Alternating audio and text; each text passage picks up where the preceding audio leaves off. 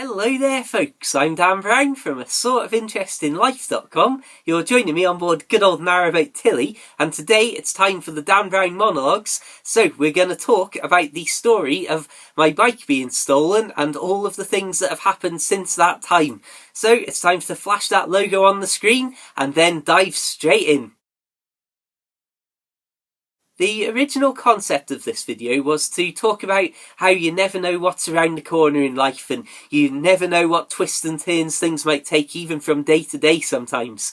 And the basic concept of the video was then completely dominated when I had the idea that the fact that my bike was stolen 2 years ago and the story of all of the things that have happened as a pretty much direct result of that really came to totally dominate this video, and ultimately it's become basically a story that I'm hoping is going to be a practical demonstration of what I wanted to talk about, of you never know what's going to happen in life, rather than me stand here and talk about it in a very abstract way.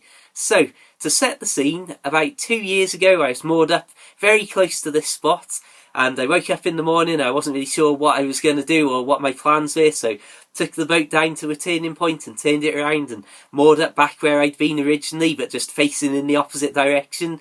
And then I thought, you know what, I think I'm going to do some shopping. So I went out and I hopped on the bus and went into the local town of Wrexham. And while I was in Wrexham, I realised that I'd left my bike out on the stern, and it was locked up, but not very well. And I thought, oh, flipping heck, I hate doing that, especially because the boat was in one of the few places that there are actually a few people who walk past and see the boat and see what's going on. And I thought, you know what, I've made a bit of an error there. So when I finally got back to the boat, I was very relieved when the bus went past and just taking me up to the nearest bus stop to look out and see that the bike was actually still there.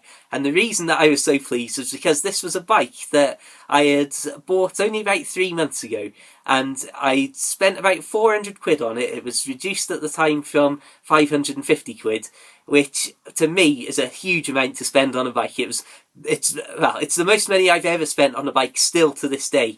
And the fact that it was the first ever road bike that I'd had, so I'd been riding old mountain bikes, and I mean literally the mountain bike that I'd been riding prior to that must have been, could easily be 15 to 20 years old.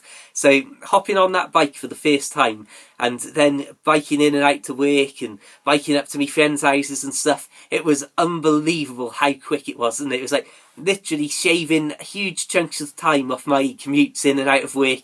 And I just absolutely loved the bike.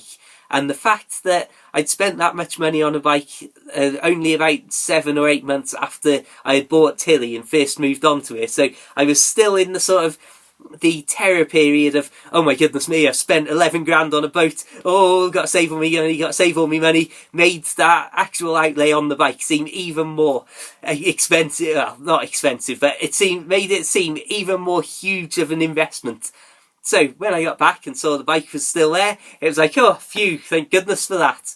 So from that, I thought, yeah, I've got my shopping, I'm free for the rest of the day, I'm going to go out on a bike ride. And went out down the towpath and up into the hills and had a fantastic day riding around and zipping down the country lanes. It was fantastic. But when I finally got back to the boat in the evening, I was disappointed to see that I'd got a flat tyre. And I thought, yeah, I'll just leave it out here and I'll pop inside and get the fire lit, have something to eat, and then I'll come out and sort the bike. So you can imagine at that point, I then go in, don't really think about the bike because, well, it's just out of sight, out of mind almost. I didn't lock it up because I was planning on going out there and then just fixing the puncture. Sorry for the random jump in the video there, but I just had to sneeze a couple of times. So anyway, my bike was out on the stern waiting for its flat tyre to be repaired, and I was in here and I sort of got a bit distracted and that, and I did at one point hear footsteps go past the boat, but yeah, that sort of thing all the time, so I didn't think much of it. And when I then went out, I thought, right, let's get this puncture sorted. You can imagine when I opened the stern door and there's no bike there, it was the ultimate moment of, oh. And I was just absolutely gutted because, first of all, I couldn't afford to keep spending 400 quid on bikes every couple of months, but also just that actual thing of like, oh, why didn't I lock it? Why didn't I just do the puncture straight away? and you immediately start to sort of blame yourself and be like, oh, what could I have done better? What should I have done? And it's like, oh, give me strength. What a terrible thing to happen. And it sort of proper knocked me for six. And I was like, oh, this is literally one of the worst things that's happened for a very, very long time. And I was already, as I say, about 7 or 8 months into Narrowboat life. So I'd sort of been dealing with the initial terror. As much as there was fun in games and that, there was still all of like the, oh my goodness me, what's happening there? Every time there was any noise on the boat and every time that the slightest thing went wrong, I was panicking, and I wasn't in the best of places, whereas now I'm at least settled on the boat.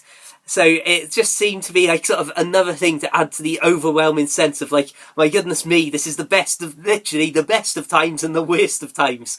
So there's all sorts of fun and games went on, and basically the bike was just gone forever, never to be seen again. So from then I sort of was like, well, I can't just buy another bike. And then I started to try and do up my old bike that I was riding, and I got new wheel rims and all sorts of bits and pieces to really try and make it all super duper. And I remember that the sort of ultimate low point was when I was trying to spray paint these wheels that I'd bought in my mum's back garden, and it was just a disaster. And it was like a total disaster of a job. Don't even get me started on it. But I just remember at that point being like totally sort of shoulders slumped. Alright, that's it, I give up. And I was proper down. It's an extremely rare thing in my life, as you can probably tell. But my goodness me, was I bitterly depressed. And I was starting to like sort of do those stupid things where you're like, oh yes, I'm not doing YouTube anymore, oh I can't be bothered to do this, oh, I'm not doing that, and all of the things that I enjoyed in life, I started being like, yeah, I'm not doing that anymore, as just that sort of, just a great big sulk basically. And it was very, very easy to go in that, and certainly when dealing with the police and being told on the phone, oh yeah, if you hear anything, let us know, and that was the extent of their input. It certainly didn't do much to buoy me up and so on.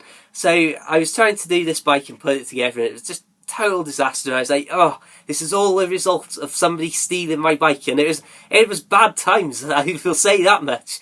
So from there, I sort of then was like, right, got to sort myself out. As much as I don't want to spend any more money, because first of all the engine was still leaking, I didn't know really what on earth was going on.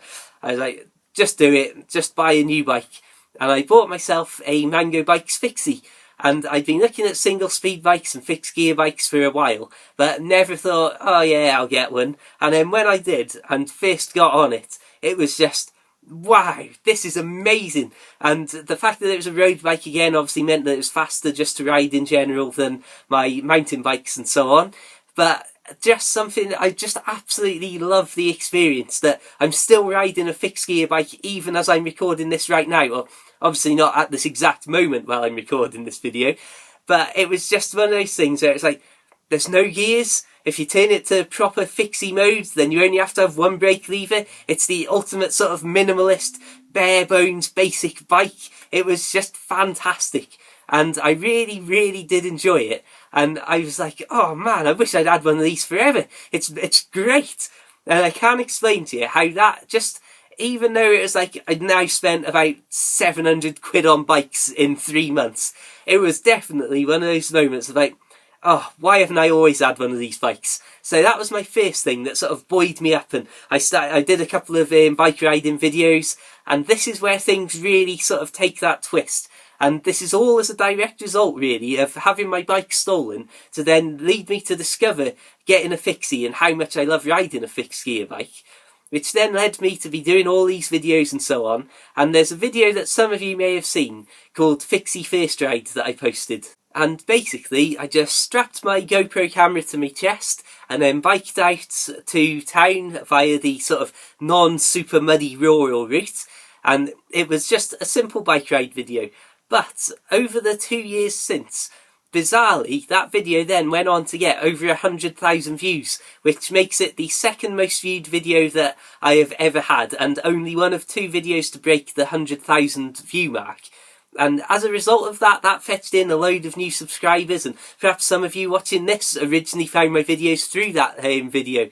then that obviously led to more people tuning in, and obviously just that video itself getting 100,000 views is certainly very helpful. But the incredible thing is that as a result of that sort of spurred me on, and that started to buoy me up. And over the summer, I remember when I started to see that video take on loads and loads of views, it's like, wow, what's going on? This is incredible. And then there were people sending me messages and all that sort of stuff, and so I kept doing the videos, and it really encouraged me to keep posting, knowing that there were actually people watching these things. So that then was the first initial result of me having my bike stolen.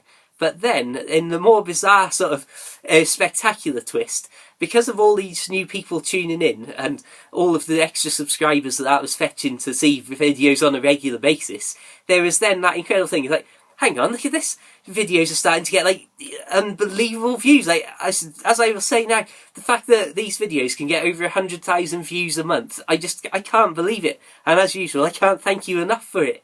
But as time went on, and that carried on happening, it led to the unbelievable thing last year of Mango Bikes saying, Dan, we'd like to send you a new fixie that you can choose the colours of, and also one of our new geared bikes. So suddenly, that stolen bike that I had all that time ago has turned itself into, first of all, an absolute love of fixie riding, but then a huge sort of boost to YouTube and subscribers and so on the channel. And then, from that, the unbelievable twist of Mango saying, Dan, do you want some bikes? And of course I was very much there saying, yes, I would absolutely love some, please. And so from that now, I've got my blue and orange bike that you might have seen my regular fixie videos on recently. And that's the bike that I absolutely love. That is the bike that I'm riding all the time. And you might have also seen my silver geared bike, which I do also love, but there's just something about fixies that I can't get enough of. Having two bikes turn up at my mum's house on the same day from the same wagon was definitely an experience that was like, wow, this is unbelievable. And when I consider what my thoughts and feelings were at that particular moment with two massive boxes with bikes in, compared to 2 years or so earlier, well, less than 2 years earlier, having one bike stolen and going out and seeing no bikes anywhere at all, then I would never have paired those two events up together. And as I say, I was proper down and proper depressed and proper, oh, this is terrible, this is the worst thing ever, I'm not doing this anymore. And basically, like I say, just being in a massive sulk for like 2 weeks. And like I say, the fact that I pulled myself out of that, and then discovered, first of all, my absolute love of riding fixed gear bikes. But then from that, had this bizarre thing of, oh yeah, look at all these people tuning into the videos, that's unbelievable. Thank you. And then as a result of the video interest, Mango themselves saying, Dan, do you want some bikes? And everything coming full circle to be that I've ended up, well, like I say, less than 2 years later, sat here with two bikes and an incredible sort of subscriber base and all these people who send me messages and comment and tune into all these videos and so on. And so much of that is a direct result of me being, oh, I'm not doing this anymore, oh, this is rubbish, oh, my bike's been stolen. And like I say, that attitude in that moment could have ended me, and I could have been like, yeah, that's it, I'm not doing this anymore, all I want is just a quiet life, and I don't want to have to speak to people, and oh, this is terrible, I don't want this to happen again, I'm going to hide away on my boat in the middle of nowhere, and no one will ever see me ever again. And I was in that sort of frame of mind, but luckily it was the middle of winter, so I wasn't up for much moving in the terrible weather. But then, as I say, to then see how everything's utterly changed. And as my uncle said, hello Uncle Fred, that having that bike stolen was possibly one of the best things that's happened in recent times in my life. And if you'd have said that to me at the time, I would have obviously probably hit the roof, mainly because the roof is only a few centimetres above my head here. But again, that's the basic theme of this video and the basic idea that I wanted to communicate. When bad things happen, you've just got to keep going, and who knows what might occur. As I've said many times, this is not the most dramatic story, and it's not the sort of hardships that some people face. But again, it's just a simple demonstration. On that note, I'm going to wrap things up because this video has gone on for far too long. I've just seen 16 minutes up there. Right, on that note, I'm definitely going to wrap this up quickly. Thank you very much for watching. Feel free to subscribe and check out my other videos for loads of biking and kayaking and boat life and all that sort of stuff. Feel free to like the Facebook page or add me on Facebook and Twitter if you want to see loads of general photos and updates from life afloat. And if you're really interested, then please do consider checking out my books available for the Kindle. Just search Amazon for The Narrowboat Lad, or check out the links to everything just mentioned in the description below.